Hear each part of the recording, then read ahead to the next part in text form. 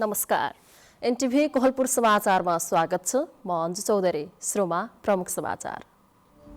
प्रतिनिधि सभा विघटनबारे सर्वोच्चद्वारा सरकारका नाममा कारण देखाउ आदेश जारी। विघटन सम्बन्धी रिटमा पुस 22 गतेदेखि निरन्तर सुनवाई। बाँकीलाई आगामी फागुनमा पूर्ण खोप जिल्ला घोषणा गर्ने तयारी। 8 मध्ये बाँकी 3 पालिकामा छिट्टै पूर्ण खोप सुनिश्चित गरिने। जंगली जनावरले बालीमा क्षति पुर्याउन थालेपछि डडेलधुराको अमरगढीका किसान हैरान। तारबार लगाएर बाली जोगाउन प्रयास। भारतमा कोरोना संक्रमणबाट मृत्यु हुनेको संख्या 1,47,000 लाग्यो। पछिल्लो 24 घण्टामा 23,000 व्यक्ति संक्रमित। र कोरोनाका कारण स्थगित भएको प्रदेश लीगका बाँकी खेलमाको पहिलो साताबाट सुरु हुने 1 हप्ताभित्र विवरण पठाउन आग्रह। समाचार अब विस्तारमा। सर्वोच्च अदालतले प्रतिनिधि सभा विघटन गर्नुपर्ने कारण सहित लिखित जवाफ पेश गर्न सरकारका नाममा आदेश जारी गरेको छ।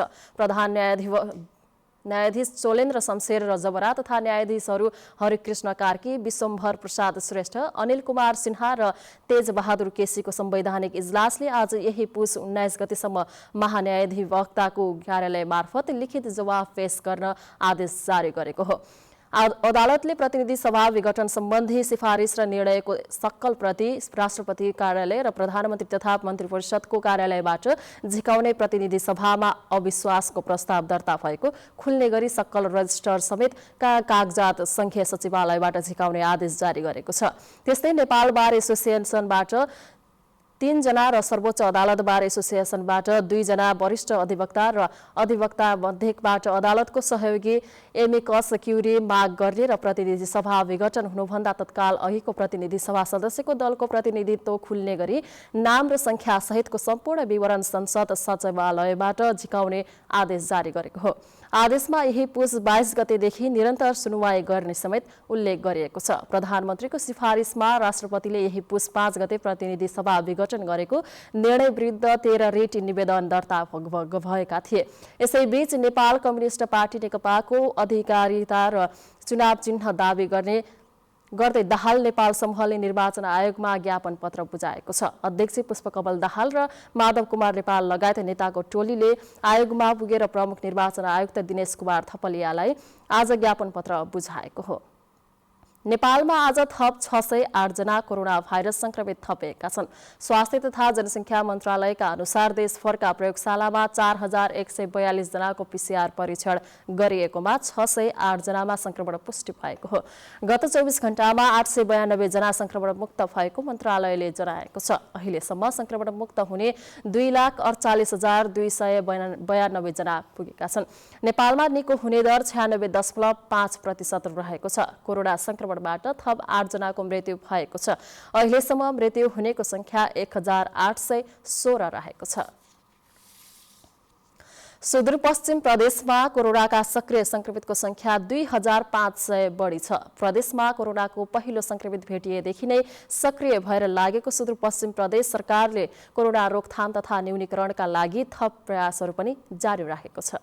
सुदूरपश्चिम प्रदेशका सामाजिक विकास मन्त्री कृष्णराज सुवेदीले प्रदेशमा गम्भीर प्रकृतिका कोरोनाका संक्रमित बढ्दै गएपछि प्रदेशमा आईसीयू र भेन्टिलेटर बेड थप गरिएको बताउनु भएको छ। उहाँले हाल प्रदेशमा आईसीयू र भेन्टिलेटर सञ्चालनका लागि चिकित्सक नभएकोले तत्कालका लागि भएका चिकित्सकहरूलाई तालिम दिएर सञ्चालन गर्ने तयारी भइरहेको बताउनु भएको छ। जिल्ला अस्पतालमा हामीले भेन्टिलेटरको व्यवस्था गरेका छौं। अब यहाँबाट त्यो अक्सिजनका लागि धनगढीबाट नै दार्चुला, बजाङ, बैतडी, अछाम जस्ता दुर्गम जिल्लामा अक्सिजन का ती सिलिन्डर बोक्नु पर्ने, ती पठाउनु पर्ने भएका कारणले अहिले सबै जिल्लामा मिनी अक्सिजन प्लान्ट पनि राख्ने हामी प्रदेश सरकारले निर्णय गरेर हामीले अब केही दिनभित्रै त्यसको पनि हाम्रो सम्बन्धित निकायले टेन्डर आह्वान गर्दैछ र प्रत्येक जिल्लामा अक्सिजन प्लान्ट पनि हामी जोड्ने प्रदेश सरकार लागेको छ। विगतमा सुदूरपश्चिम प्रदेशको सेती प्रादेशिक अस्पतालमा मात्रै आईसीयू र भेन्टिलेटरको सुविधा रहेको थियो। तर प्रदेशमा पछिल्लो समय गम्भीर प्रकृतिका कोरोनाका संक्रमितहरू बढ्दै जान थालेका छन्। विगतमा स्थानीयको सहयोगकै कारण प्रदेश सरकारले कोरोना महामारी न्यूनीकरण गर्न सफल भएको भन्दै मन्त्री सुवेदीले आगामी दिनमा पनि स्वास्थ्यका मापदण्ड अपनाएर सहयोग गरिदिन सबै प्रदेशवासीमा आग्रह गर्नु भएको छ। बर्थिङ सेन्टर निर्माण गर्ने कुरा, सहरी स्वास्थ्य केन्द्र निर्माण गर्ने कुराहरूलाई हामीले अगाडि बढाइरहेका छौँ र अब नि भने 20 वटा भेन्टिलेटर हामीले ल्याएर प्रत्येक जिल्लामा पठाइसकेका छौँ। कैलालीको हामीले कोरोना अस्पताल टेन्डर आह्वान गरिसकेका छौँ। हामीलाई अब 50 बेडको हाम्रो पुरानो थियो, 50 बेड नयाँ थपेर 100 बेडको कोरोना अस्पताल निर्माण गर्दैछौँ। सुदूरपश्चिम प्रदेशमा अहिले पनि कोरोनाका नयाँ संक्रमितहरू भेटिने क्रम जारी छ। त्यसैले कोरोना अस्पतालमा पनि बेड थप गर्ने र प्रदेशमा अक्सिजन प्लान्ट निर्माण गर्ने काम प्रदेश सरकारले अघि बढाइरहेको सामाजिक विकास मन्त्री सुवेदीले बताउनु भएको छ। निर्मला खडायत, नेपाल टेलिभिजन, सुदूरपश्चिम प्रदेश, कैलाली। बाँकी जिल्लालाई आगामी फागुन 30 गतेभित्र पूर्ण खोप जिल्ला घोषणा गर्न तयारी तीव्र पारिएको छ। बाँकीका 8 वटा स्थानीय तहमध्ये 5 वटा पूर्ण खोप घोषणा भएका छन्। बाँकी रहेका 3 वटा स्थानीय तहमा छिट्टै पूर्ण खोप व्यवस्थापन गरी जिल्लालाई नै पूर्ण खोप सुनिश्चित गरिने भएको छ। बाँकी जिल्लालाई आगामी फागुन 30 गतेभित्र पूर्ण खोप जिल्ला घोषणा गर्ने उद्देश्यले तीव्र स्तरमा तयारी अगाडि बढाइएको छ। बाँकीका 8 वटा स्थानीय तह मध्ये 5 वटा स्थानीय तहले पूर्ण खोप स्थानीय तह घोषणा गरे पनि 3 वटा स्थानीय तहले पूर्ण खोप घोषणा गर्न नसक्दा जिल्ला नै पूर्ण खोप जिल्ला घोषणा हुनबाट वञ्चित भएको हो। स्वास्थ्य कार्यालय बाँकेका प्रमुख वरिष्ठ जनस्वास्थ्य अधिकृत धीरजंग शाहले बाँकेको नरैनापुर, राप्तीसोनारी र बैजनाथ गाउँपालिका पूर्ण खोप पालिका घोषणा हुन बाँकी रहेको जानकारी दिनुभयो। उहाँले ती पालिकालाई माघको अन्त्यसम्ममा पूर्ण खोप घोषणा गरी जिल्लालाई फागुनको अन्तिम साता घोषणा गर्ने तयारी गरिएको बताउनुभयो। राप्तीसोनारी, बैजनाथ र नरैनापुर 3 पालिका बाँकी छ पूर्ण खोप हुनको लागि। अब उहाँहरूलाई हामीले आजभन्दा पहिले जिल्ला पूर्ण खोप समन्वय समितिमा पनि कार्ययोजना तयार भएको छ। उहाँका स्वास्थ्य कर्मीहरूसँग उहाँको पालिका प्रमुखज्यूहरू, त्यहाँको प्रशासकीय प्रमुखज्यूहरूसित यो सम्बन्धमा कुरा भएको छ। जिल्ला खोप अधिकृत भेषराज शर्माले पूर्ण खोप घोषणा भएका पालिकामा पनि 21% बालबालिका पूर्ण खोप लगाउनबाट छुटेको तथ्याङ्क पाइएको बताउँदै सबैलाई पूर्ण खोपको दायरामा ल्याउन घर घर पुगेर छुटेका बालबालिकाको खोजी गरी खोप लगाउने उद्देश्यले खोज र खोप अभियान थालिएको बताउनुभयो। उहाँले कोरोना महामारीका कारण नियमित खोप कार्यक्रम 3-4% प्रभावित भएको तर अरू भने छुटेको निष्कर्ष आफूहरूको रहेको जानकारी दिनुभयो। सुरुमा लिनुपर्ने खोप सबै 100%ले लिएको र 21% छुटेको अवस्था छ। यो छुट्नुमा हाम्रो बालबालिकाको अभिभावकको चेतना कमी भएर त्यसपछि गएर उहाँहरू खोप केन्द्रमा नआएर यी छुटेका हुन्। अब हाम्रो दायित्व भनेको पक्कै पनि उहाँहरूलाई घर घर गएर बोलाएर ल्याएर भए पनि हामीले ती सबै बालबालिकालाई कभर गर्नुपर्छ। नेपालका 77 जिल्ला मध्ये 58 जिल्ला पूर्ण खोप जिल्ला घोषणा भइसकेका छन् भने लुम्बिनी प्रदेशका 12 जिल्ला मध्ये बाँके, बर्दिया र कपिलवस्तु गरी 3 जिल्ला घोषणा हुन बाँकी रहेका छन्। यसैबीच जिल्लालाई पूर्ण खोप घोषणा गर्नका लागि बाँकीका सबै स्थानीय तहका प्रमुख, उपप्रमुख, प्रमुख प्रशासकीय अधिकृत र स्वास्थ्य शाखाका प्रमुखहरू बीच 1 दिने अभिमुखीकरण तथा योजना तर्जुमा कार्यक्रम सम्पन्न गरिएको छ। नेपाल टेलिभिजनका लागि रुद्र सुवेदी, लुम्बिनी प्रदेश, बाँके। समाचारको क्रम जारी नै छ। अहिलेलाई एकैछिनको विश्राम।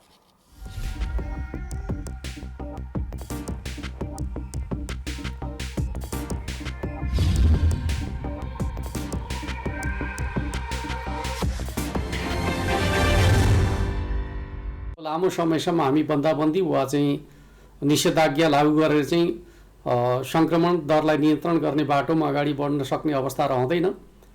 आवश्यकता अनुसार हामी एरिया बन्दी गरेर चाहिँ ट्रेसिङको काम अगाडि बढाउनेछौँ। अन्यथा हामी आर्थिक क्रियाकलाप सँगसँगै महामारी विरुद्धको लडाइँ अगाडि बढाउनु पर्नेछ।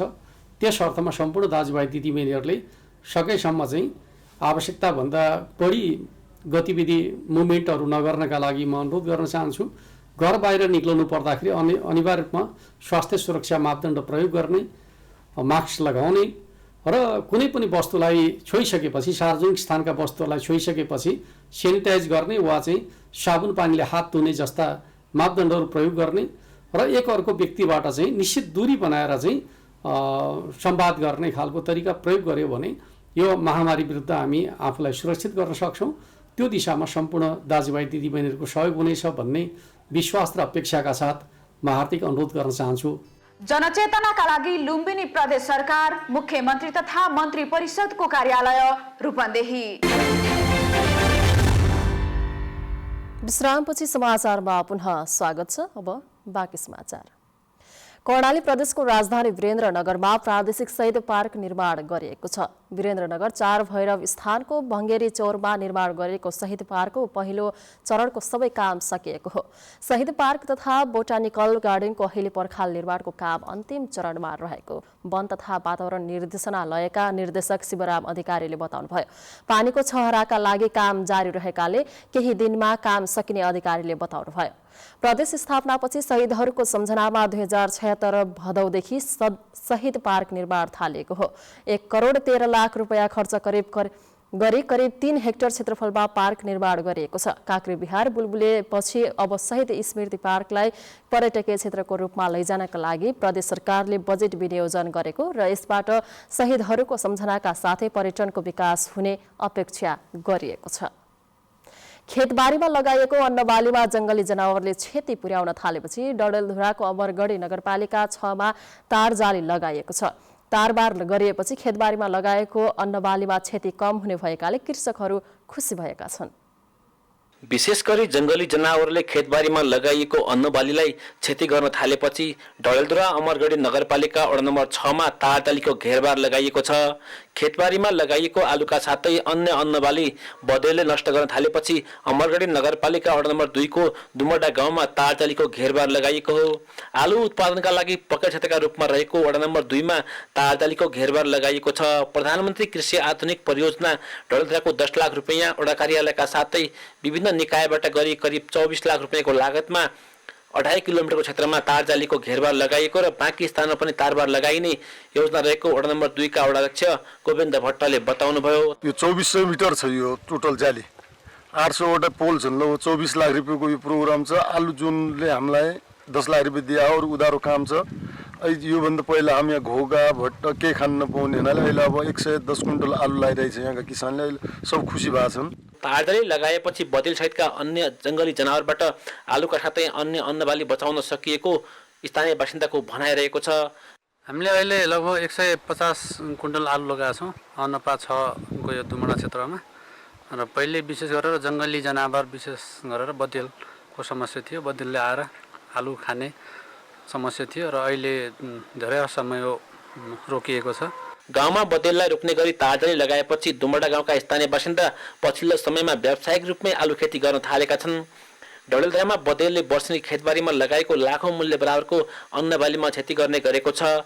यो तारजालीको घेरबारबाट एकातर्फ खेतबारीमा लगाएको तरकारी बालीका साथै अन्नबाली बचाउन सकिनेछ भने अर्कोतर्फ जंगली जनावरको पनि संरक्षण हुनेमा विश्वास लिएको छ।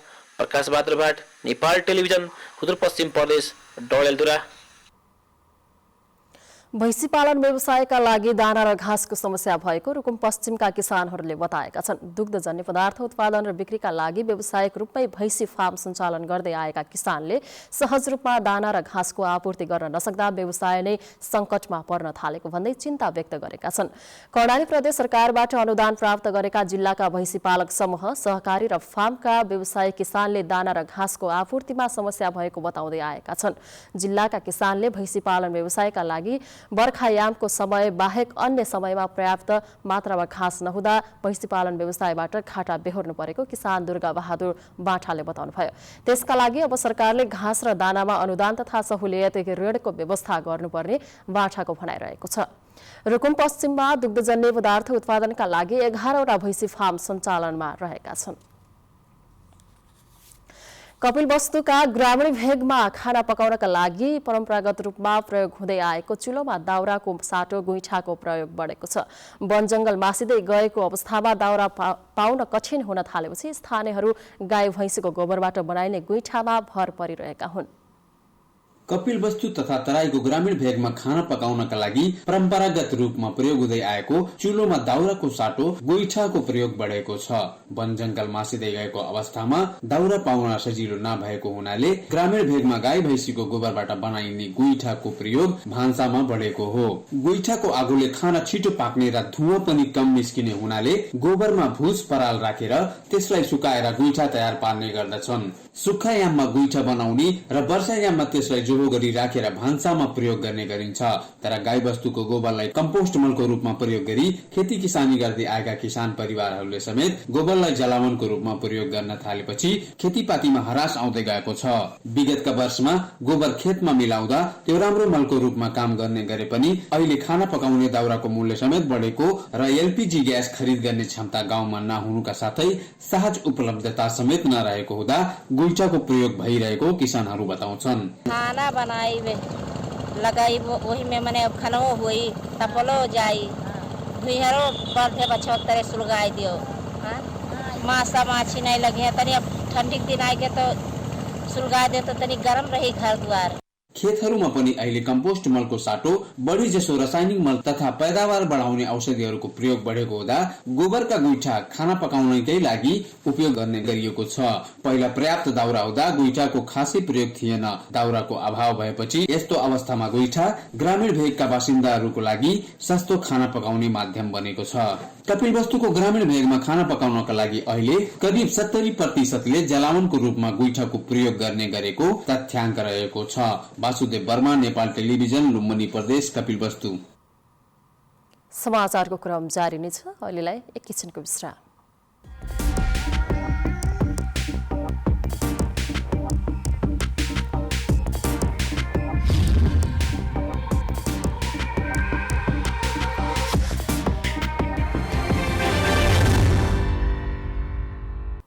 तपाईँ अहिले एनटिभी कोहलपुर हेर्दै हुनुहुन्छ। अब बाँकी समाचार। इसाई धर्मका संस्थापक जिजस क्राइस्ट जन्मेको दिनको सम्झनामा आज इसाई धर्मावलम्बीले क्रिसमस डे मनाइरहेका छन्। डिसेम्बर 25 तारिकका दिन जिसस क्राइस्टको जन्म इजरायलको बेथलेहेममा भएको थियो। उहाँले मुक्ति, प्रेम र शान्ति दिनुभएको विश्वासमा इसाई धर्मावलम्बीले आजको दिनलाई विशेष दिनको रूपमा मनाउने गर्दछन्। मानिसलाई प्रेम गरेर आएकाले प्रेम दिवस, शान्ति स्थापना गर्न आएकाले शान्ति दिवस र मुक्ति दिन आएकाले मुक्ति दिवसका रूपमा आजको दिनलाई मनाउने गरिएको छ। हुम्लामा मौरी पालनतर्फ किसानहरूको आकर्षण बढ्दै गएको छ। मौरी पालनबाट राम्रो आमदानी हुने भएकाले त्यसतर्फ आकर्षण बढ्दै गएको हो। महको माग बढी र उत्पादन कम हुने भएपछि हुम्लाका किसानहरूले मौरी पालन व्यवसाय रोज्न थालेका छन्। मौरी पालनबाट वार्षिक 2 लाख रुपैयाँसम्म आमदानी हुने गरेको सिमिकोट गाउँपालिका 5 का कृषक राणा रावतले बताउनुभयो। बजारमा महको माग बढ्दै गएको र आमदानी समेत राम्रो हुने भएकाले मौरी पालन व्यवसाय रोजेको नामखा गाउँपालिका 1 का दावा लामाले बताउनुभयो। मौरी पालनका लागि अनुदान माग गर्नेको संख्या समेत बढेको कृषि विकास कार्यालय हुम्लाले जनाएको छ। अब अन्तर्राष्ट्रिय समाचार।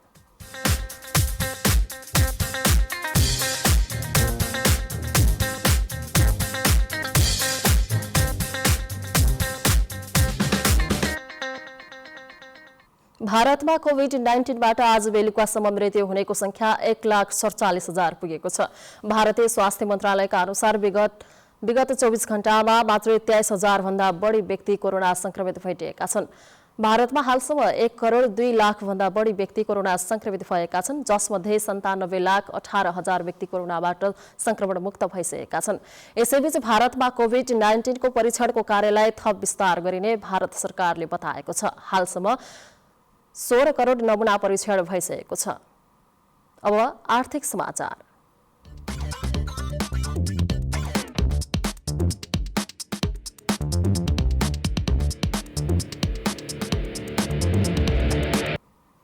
नेपाली बजारमा सुनको मूल्य हिजोको तुलनामा आज प्रतितोला 100 रुपैयाँले बढेको छ। नेपाल सुनचाँदी व्यवसाय महासंघका अनुसार छापावाल सुन आज प्रतितोला 94,200 रुपैयाँमा कारोबार भएको छ।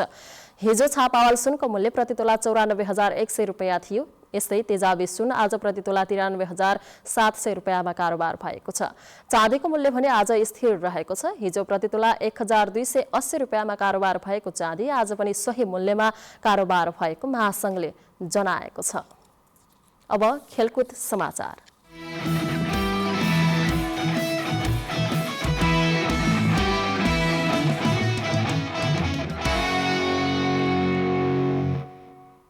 अखिल नेपाल फुटबल संघ एन्फाले माघको पहिलो साताबाट प्रदेश लीगका बाँकी खेल सञ्चालन गर्ने तयारी गरेको छ। कोरोनाका कारण गत वर्ष स्थगित बनेको प्रदेश लीगका बाँकी खेल एन्फाले माघको पहिलो साता सुरु गर्ने तयारी गरेको हो।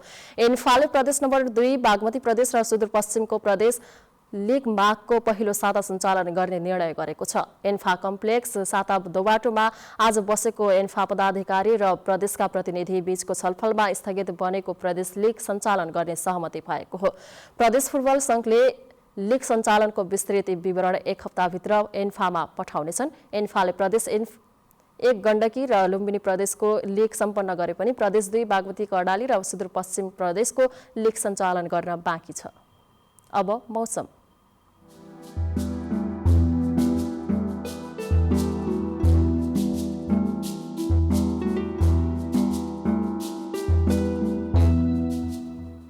हाल देशभर पश्चिमी वायुको सामान्य प्रभाव रहेकाले पहाडी भूभागमा आंशिक बदली रही बाँकी भूभागमा मौसम सामान्यतया सफा रहेको मौसम पूर्वानुमान महाशाखाले जनाएको छ। यस्तै आज राति पनि देशका पूर्वी भेगमा आंशिक बदली रहनेछ भने अन्य भूभागमा मौसम सामान्यतया सफा रहनेछ। अब मौसम सम्बन्धी थप विवरण।